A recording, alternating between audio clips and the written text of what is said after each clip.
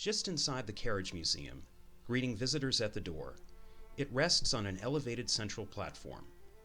The Gray Starling omnibus, built in 1880, is one of the most important public transportation objects in any museum collection in the United States. It's an outstandingly rare surviving example of the art of carriage painting on a massive 23-foot-long scale. It's also one of the first horse-drawn vehicles to be treated with fine arts conservation methods, a project that uncovered layers of darkened varnish and accretions to reveal the masterpiece below. Mary Farrell, former curator of the Carriage Collection, conducted original research for over 30 years that identified the sources for many of the paintings on Gray Starling.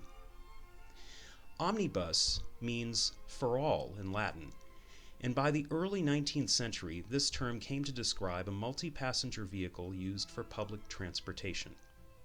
Our word bus derives from this term. Often elaborately painted and featuring spectacular ornamentation, omnibuses, or barges, such as this larger type was known, were designated with names resonant with the public.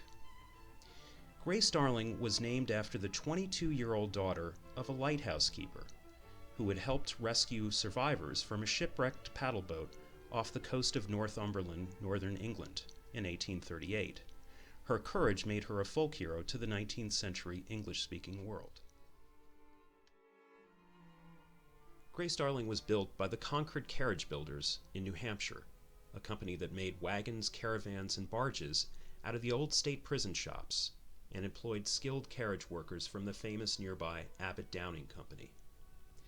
The vehicle was painted by the prolific and enormously talented John Burgum, an immigrant from Birmingham, England, who had apprenticed as a clock dial painter, but had almost 3 decades of experience as an ornamental carriage painter when he began working on Grace in the early summer of 1880.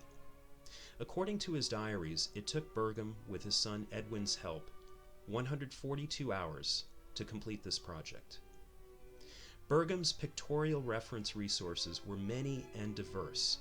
He typically sought out and used prints based upon famous paintings, a process he aptly called hunting up images, such as the recreation of Monarch of the Glen by artist Sir Edwin Landseer, depicting a magnificent 12-point stag foregrounded against the Scottish Highlands, which he placed on the convex left rear corner of the vehicle. On the panels that supported the driver's seat, Burgum's paintings were based on the photographs of famous 19th century actresses Lydia Thompson and Fanny Davenport.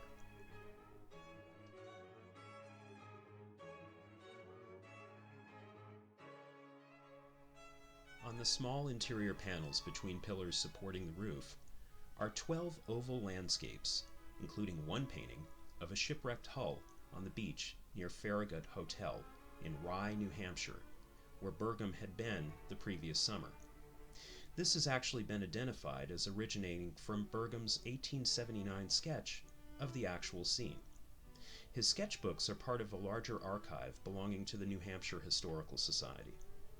In addition to Gray Starling, Burgum painted countless other vehicles over the course of his career that included omnibuses, stagecoaches, circus wagons, and firefighting vehicles. It's presumed that he was also the painter of the gypsy wagon, or ledge, the Crawford house coach, and the Amaskeg steam pumper, all currently displayed in the lower level of the Carriage Museum.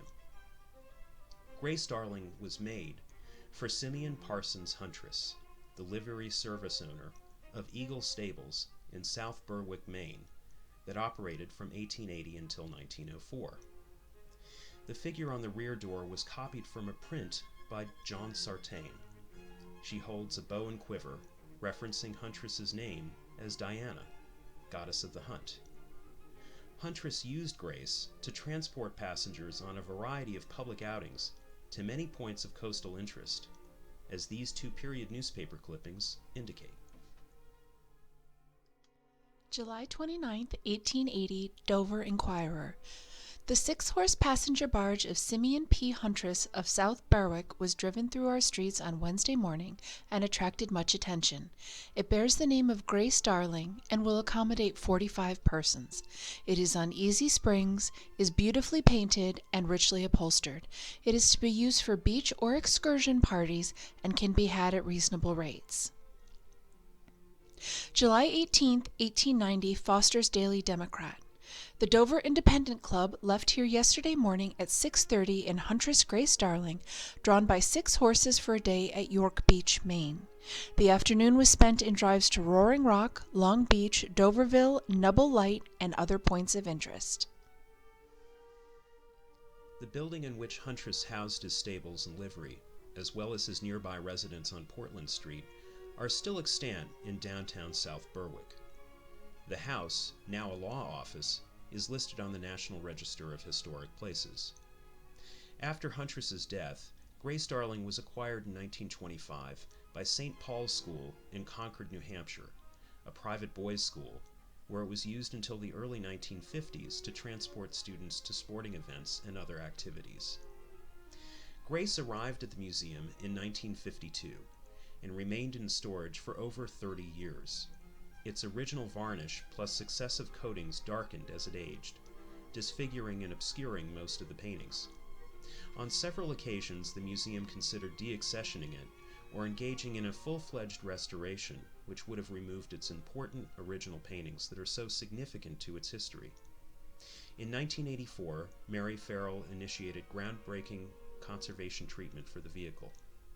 Fine Arts Conservation, supervised by Linda Merck Gold, undertook the painstaking 3-year conservation.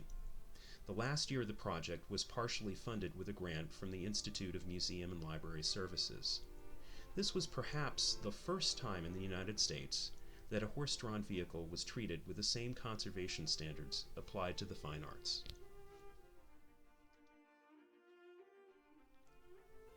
The success of this project led to the conservation of many other vehicles in our collection, and became a model for other museums. The research leading to the discovery of the artistic sources would not have been possible without the preservation and conservation of the original paintings.